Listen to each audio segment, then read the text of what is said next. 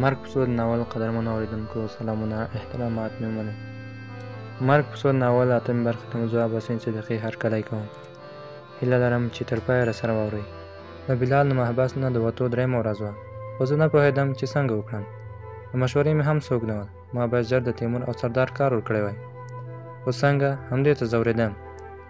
یوازې د هغوی وژل را پر غاړه نه و، د محبس نه وتل هم پکار ول چې بلال سره کړې ژمنه مې پوره کړې وای. وخت کم و، کار زیات. محبس له راتګ وروسته ما ډېره ښه شروع کړې وه او هغه څه مې چې غوښتل پرې پوه شوی وم. له وخته مخکې او بې له کومې ستونزې پرې پوه شوی وم. اوس کیسه بیخي سخته شوې وه او نوره هم سختېده. پریشاني وړی وم چې دروازه را وټکېده او بیا یو سړی راننوت. شیرین ماما، عمران او طارق ورسره ستړي مشي وکړل او ما ته یې هم لاس راکړ. هغه په وجود قوي او لوړ تور رنګی سړی و. شیرین ماما زه ور وپېژندم او ما ته یې هغه را وپېژنده چې سرتاج نومېده. عمران ورته د ترموز نه د چای پیاله ډکه کړه، خو هغه وویل چای نه څښم. په سترګو کې نارامي ښکارېده. لاسونه یو بل کې ور وستي وو. زما یې پر لاسونو شنو چاپونو او خالونو ته سترګې شوې. هغه طارق ته مخ کړ. لږ پیسې مې پکار دي، تا ته خو پاته ده چې زه له تیمور نه پور نه کوم. چې د ټولو بندیانو قرضدار شم دا راته ښه ده، خو چې هغه سپي ته سر ټیټی نه شم. طارق له جب نه سامان راوویست، پیسې ترې وخوا کړې، بیا یې وشمېرلې. له ما سره خو ټول 3.5 افغانۍ دي. که کار دې پرې وشي نو درنه جار دي. سرتاج بې خونده خندا وکړه. نور ملګري به دې هم چنده وکړي. شیرین ماما په اوږه لاس ورکېښود. خیر خو به وي، پیسې دې څه ته پکار دي؟ کور ته یې لېږم.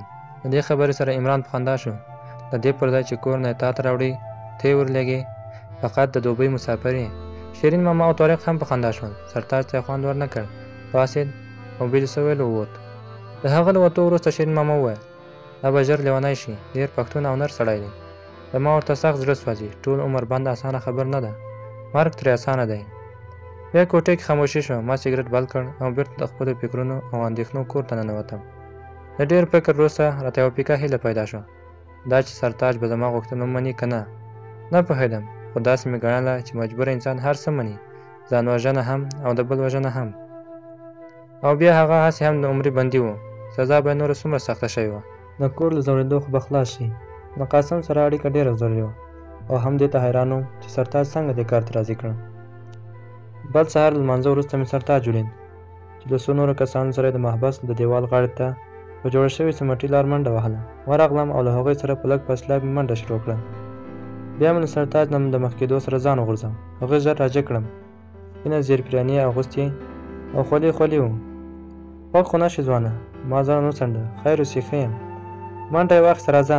څنګ په څنګ ورسره په منډه شوم. هېڅ نه پوهېدم خبره څرنګه شروع کړم. زه د شیرین ماما وطاقي یم، بله شپه چې راغلی وې. ترخه مسکا یې وکړه. ومې پېژندې. پیسې ته څه ته پکار وې؟ زوی مې د زړه تکلیف لري، ډاکټران وایي باید عملیات شي. بیا غلی شو. که ما پردي کورونه نه ورانولی، اوس به زما کور هم داسې نه ورانېده. اندېښنه مې شوه. څه جرم یې کړی چې د ټول عمر پند سزا یې ورکړې؟ څه دې کړې چې عمري قید یې درکړی؟ لاړې توپ کړې. درته ومې ویل که نه چې پردي کورونه مې ورانول. هوښیار یې په نیمه پوه شه. منډه مې کراره کړه. زه د زوی د عملیات لپاره پیسې درکوم. ودرېد. باور یې نه کېده. دا خو به راباندې غټ احسان وکړې. د احسان لپاره یې نه درکوم. حیران شو. د څه لپاره یې راکوې؟ نو زه خو یې بېرته نه شم درکولی. خبره مې په خوله نه راتله، خو زړه مې غټ کړ. بدل کې یو کار غواړم. ښکته پورته یې راته وکتل. د څه شي کار؟ بیا زړه نازړ شوم. ویل مې هسې نه، همدا راته غم جوړ کړي. اوس خبره شروع شوې وه. ستا زوی په عملیات 100 افغانۍ راځي. لږ شېبه غلی و. ډاکټرانو ویل چې 3.5 لکه افغانۍ پرې راځي.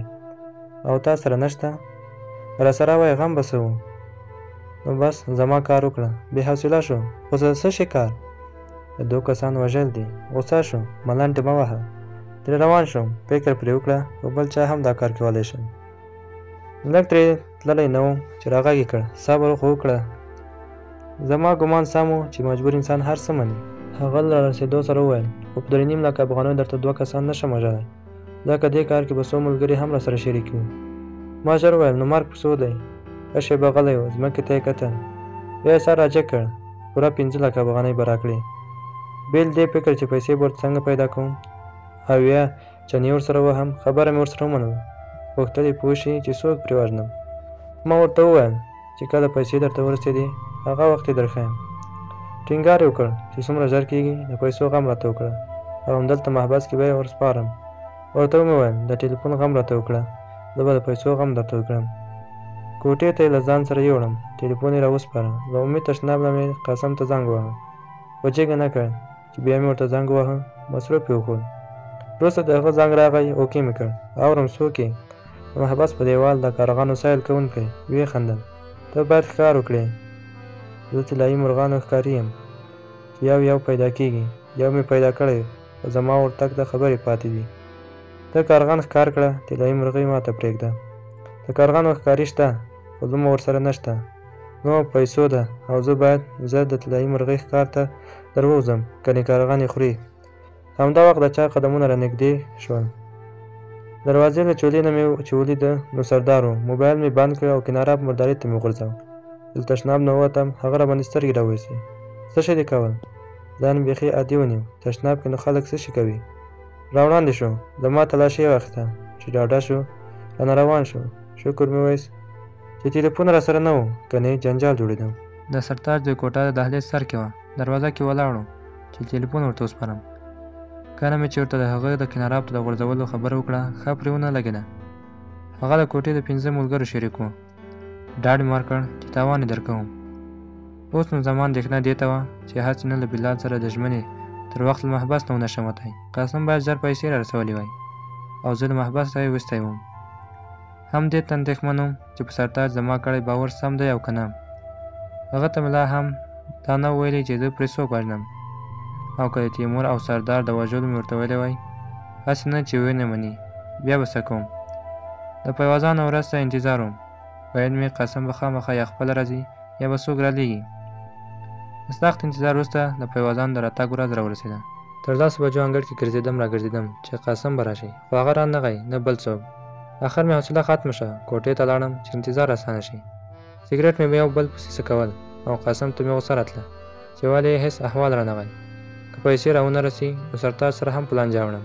همدا وخت مې د دهلیز عمومي دروازې کې د ناست کس سپیکر والا غږ واورېد چې زما نوم یې اخیسته. اول مې فکر وکړ چې غټ محبس دی، بل کامران به وي، خو هغه دا ځل زما له نوم سره دا جمله هم وویله چې راسه قاسم دې لټوي. د خوښۍ مې چیغه کړه او په یوه منډه مې ځان انګړ ته ورساوه. ویل مې کار جوړ شو. ما قاسم لټوم چې یو پګړۍ وهلي سړي مې په اوږه لاس راکېښود. دلته یم. هغه ته مې ښکته پورته وکتل. سم بابا له ځان جوړ کړی و. غږ یې نوی کړی، پېژندلی مې نه شو. د مڼو خلطه یې لاس کې نیولې وه. سترګه یې راته ووهله او راغاړې ووت. نو جوړ په خیر وروسته یو ځای چې ګڼه ګوڼه کمه وه کېناستو.